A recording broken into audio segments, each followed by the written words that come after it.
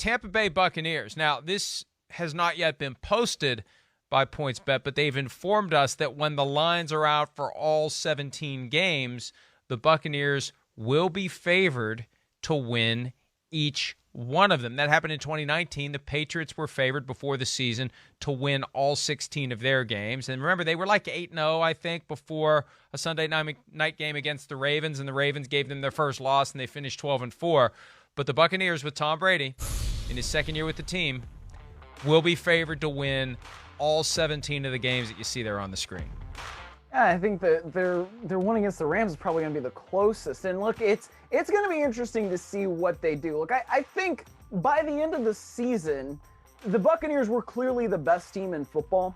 And when you return all 22 starters and then a lot of your key guys that are reserves, there's no reason to think that they shouldn't be favored in all 17 of these games. So, I mean, do I think that they're going to be able to go 17-0? No, not necessarily. But I think that it's going to be fun to watch them for most of the year. And can they go 15-2 or 14-3? Yeah, I don't see why that's impossible. The fact that the Rams game will be the smallest line right now, 1.5 is what is expected to come in at. That's the last game before Tom Brady goes back to New England. And look, I would suspect that he's probably the last person on earth to be distracted by anything. He's the king of focus and compartmentalization and doing what needs to be done now. But he's never experienced going back to Gillette Stadium, the place where he'd been for 20 years, knowing it's looming, knowing it's there. How do you set that aside? How do you focus on a cross-country trip to L.A. to play the Rams, take care of business there, and then all the way back to Tampa and get ready for that game in New England? That it's unprecedented for him, for anyone in the NFL, to have that marker week 4 that's there and potentially distracting you. So we'll see what that means when they play the LA Rams. But let's talk about that week 4 game. Tom Brady made the point yesterday in response to a graphic showing him back at Gillette Stadium in his Buccaneers uniform. It's like when your high school friends meet your college friends with the, I don't know what that is, emoji. I don't know how to describe it. Is it scared emoji? What is it? I would call it more of a grimace. Is it like, ugh, you know? Cheesy fake smile emoji? I don't know. But I'm going to date myself with this one. It's like in I Love Lucy, you know, where she's like, ugh. You know, that's kind of how I picture it. Wait, but you weren't even, was Lucy even alive when you were alive? Is there any overlap? My mom might not have been make a alive. Lucy Yeah, reference? I know. My mom, I don't think, was alive when that show started coming on the air. So, like, you know, you watch it, you know, they used to show it on Nick at Night, the place for TV hits, you know. Lucy, I Love Lucy. Yeah, the one where she's getting the chocolates off the conveyor belt. It's classic stuff, man. They're playing the old-time man, music from Myles. He's not even 30 yet. They're playing the old-time music. They haven't played it And for me I in a don't while. want Thank to you see very those much. I've been trying to avoid single-digit that. numbers either. Get off my lawn. So anyway, the game between the Patriots and the Buccaneers week 4 Gillette Stadium, it's expected to be a record price on the secondary market. And it's just so funny how it's like a switch flip somewhere. Like my whole life up until, 15 years ago, scalping illegal, scalping wrong, scalping improper, scalping, hey, it's cool, man. As long as the NFL can get their cut, it's great.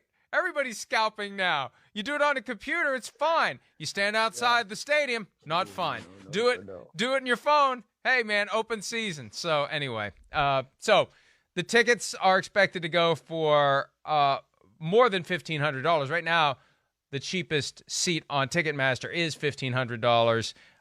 It's just crazy. And I suspect, Myles, it's only going to go up and up as the event gets closer.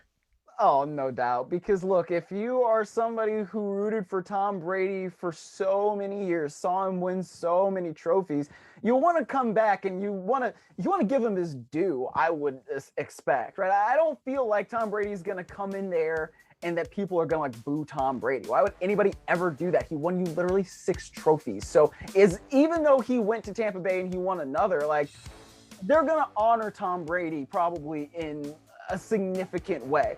On the video board, whether pregame, something is going to happen to honor Tom Brady. And I really understand why fans would want to be in the stands for what is probably going to be his last time ever at Foxboro as a player. What is the most, Myles, that you would pay a ticket to see, and what is it that you would pay that amount for? That's a really good question, man. $2,000 probably, but I would have to be like in a really good seat. I'm not just gonna pay $2,000 just to be in the stadium. Like if it's $2,000 and I'm like front and center for the Red Hot Chili Peppers, especially because John Frusciante's back. That would probably be John Frusciante. Well, absolutely, John Frusciante. Who could ever spend less than $2 to go see John Frusciante? I don't understand it, Myles. I don't understand it, Myles. You can spend $2,000 to go see a group that was popular in the '80s, man, and you're still eating at breakfast buffets. Something doesn't add up here.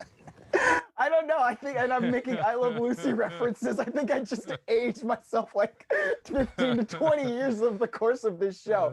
But you know, if you're saying it like that, you don't understand how good that man is at guitar. All right, it's a big deal that he's back. It's a big deal.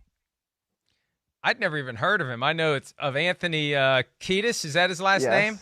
And Anthony Flea. Kiedis, yes, and Flea. And Chad Smith on the drums. Yeah. Beyond that, I don't know. Okay. All right, I don't know. I don't know what I would. I don't know how much I'd pay for something. I'm extremely cheap. It would have to be something really, really great, something really awesome. The final Kiss concert ever. What would you pay? No, I don't care. I don't care. That ship has sailed. I was there 2 years ago. I mean, they should. No. Really? It's time for walkers and crutches. It's not what it was. If I could, doesn't matter.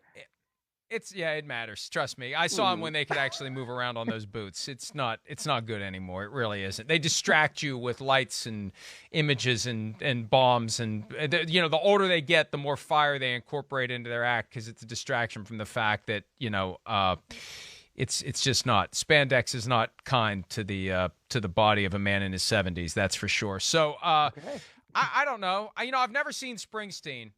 And I've become a Springsteen guy. I know that all middle-aged reporters are, Springsteen guys their entire lives. I was going to say, you are a white sports writer. But I did just discover him within the past couple of years. We went to see him on Broadway when he was doing the one-man show, which was awesome. And I've been listening to a lot of Springsteen the past 2 or 3 years, so I'd want to see one of his legendary 3-hour E Street Band concerts, not conferences. Slight difference between the two words. First 3 letters are the same, though. But that's what I would probably pay a lot to be close enough to see his 70-year-old body, not in spandex. He'll stick with blue jeans and a jean jacket or something. That'd probably be a good concert. If we're talking about like older people, I would say Elton John. I would spend a lot of money to go see Elton John. Probably, Billy Joel, probably another one of those guys that I just want to see. I did see the Rolling Stones a few years ago, and I was supposed to see them last year before the pandemic. But that would be another one where I would spend some good money probably, just because you want to be able to see those people before they kick the bucket. Week 9 of the regular season, and I assume that there will be some demand for this ticket in Carolina. Hi, I'm Mike Tirico, and thanks for watching. Make sure to hit subscribe for the latest news and highlights from NBC Sports.